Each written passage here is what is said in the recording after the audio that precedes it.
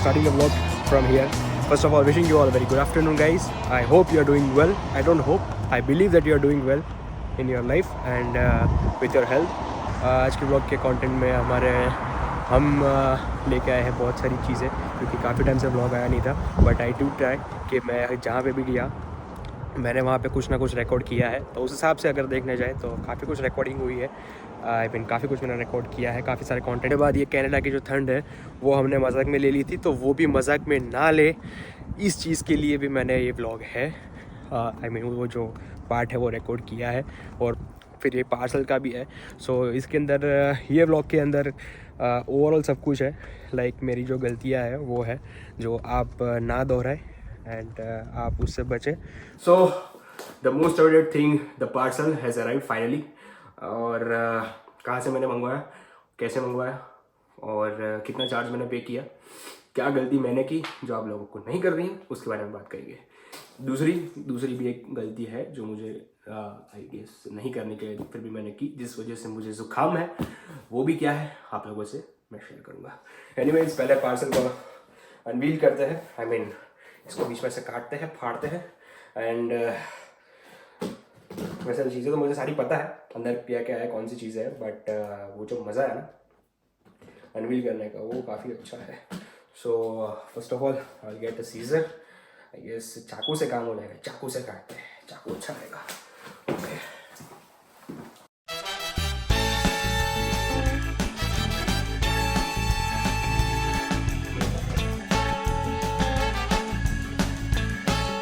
ये मेरा जो ट्राइपॉड है वो मैं मेरे दोस्त की गाड़ी में भूल गया हूँ, तो उस वजह से मुझे कैमरा अभी नीचे रखना पड़ा है और उसमें से रिकॉर्डिंग हो रही है. So I don't know whether this is being recorded nicely और not, but going on intuitions अच्छा ही हो रहा होगा भाई. तो खराब हो सकता है.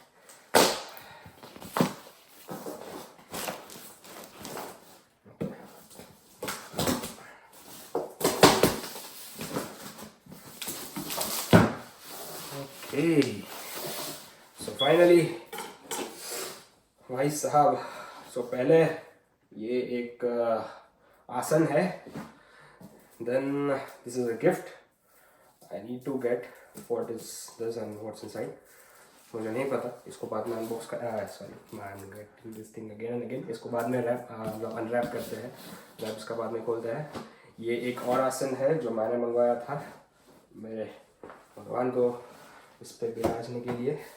Then what we have here is so many boxes, और बहुत सारे बॉक्सेस में बहुत कुछ रखा गया है.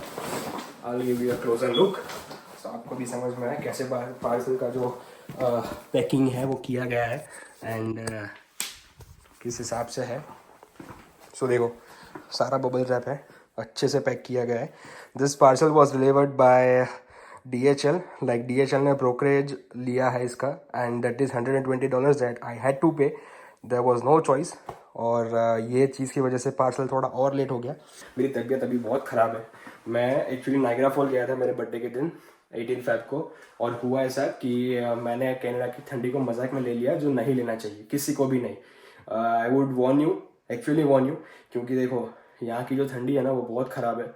इसको मजाक में बिल्कुल मत लेना. मैंने ये किया, मजाक लिया, नाइग्रा फॉल गया, मैंने जैकेट निकाल के फ़ोटोज़ खिंचवाए. नो डाउट मैंने जैकेट नहीं तो 15 मिनट के लिए निकालूंगा मैक्सिमम, बोल रहा हूँ मैं मैक्सिमम. इससे ज़्यादा तो मैंने जैकेट निकाला भी नहीं है. बट फिर भी वो ठंड ने इतना असर किया है कि मेरा गला ख़राब है, अभी ज़ुकाम हो गया है, मुझे बुखार है एंड लिटरली मेरा पूरा बॉडी पेन कर रहा है.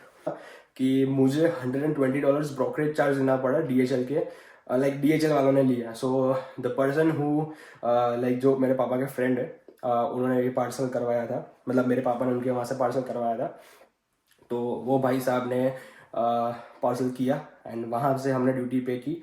सो क्योंकि हमने एक्सप्रेस डिलीवरी करवाई थी, तो ये कुछ मुझे 15,500 के आसपास कुछ अराउंड फिगर गया है.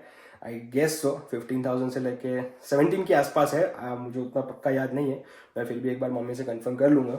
एंड 22 किलो का पार्सल है.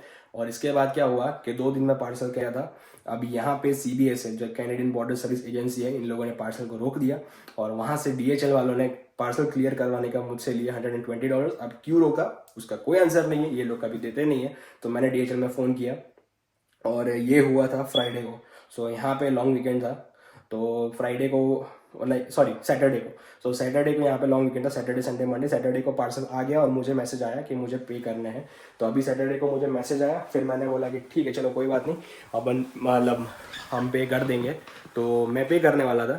फिर मैंने उनसे बात की कि अगर मतलब मेरे पापा का जो फ्रेंड है जिन्होंने पार्सल करवाया है, जिनके वहाँ से हमने पार्सल करवाया, उनसे बात की मैंने। देन ही टोल्ड के थोड़ी उनसे बात करो, एक्सप्लेन कि आप स्टूडेंट हो, आपके पास उतना सोर्स ऑफ इनकम नहीं है, ये सब उनको बताओ। मैंने फिर DHL को फ़ोन किया, बट क्योंकि because of long weekend they didn't receive the call and मेरा पार्सल वहीं पे अटका रहा। लास्ट मंडे तक वो वहीं पे था।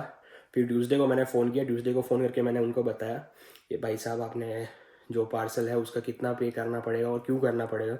तो उन्होंने बोला this is a brokerage charge that DHL is charging and this is you have to pay, you don't have any options, either you are a student or anything। ये आइटम्स थी लाइक मिठाइयाँ हैं, फिर कुछ नाश्ते हैं जो घर पे बने हैं, ठीक है।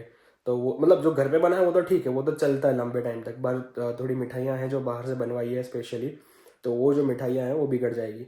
तो वो चीज़ की वजह से पार्सल मम्मी पापा ने मेरा एक्सप्रेस में डलवाया और एक्सप्रेस एंट्री की वजह से मुझे भी पे करने पड़े थे $120।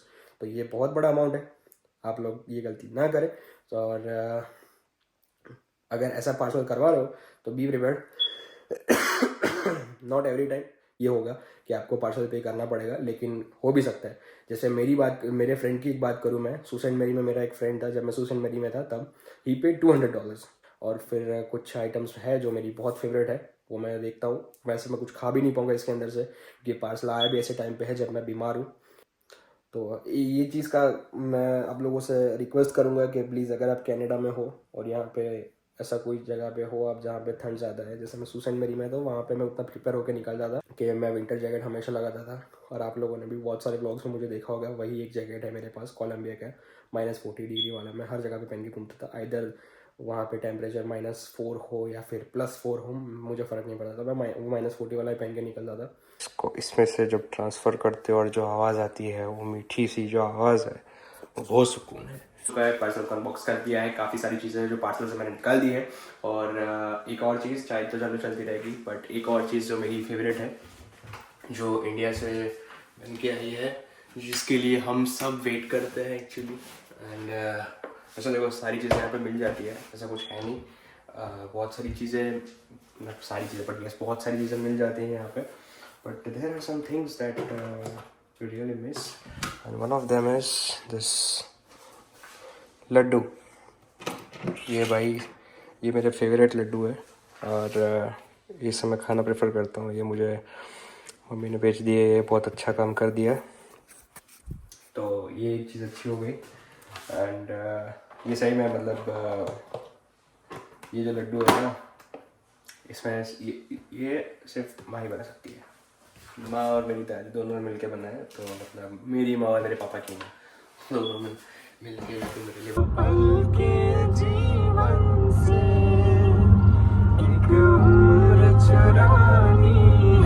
गाइस, जिंदगी और कुछ भी नहीं, तेरी मेरी कहानी है, एक प्यार का नगमा है।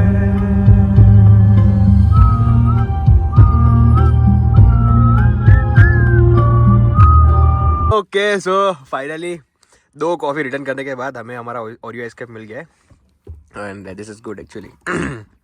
एक ऐसा भी इमिग्रेशन है पता है यहाँ पे, जिसकी ब्रांच इंडिया नरोडा में, मतलब सॉरी उधर है अहमदाबाद में। आगे 4 रास्ते पे ही है। ओके, नाम नहीं लेना, नाम नहीं लेना, नाम नहीं लेना।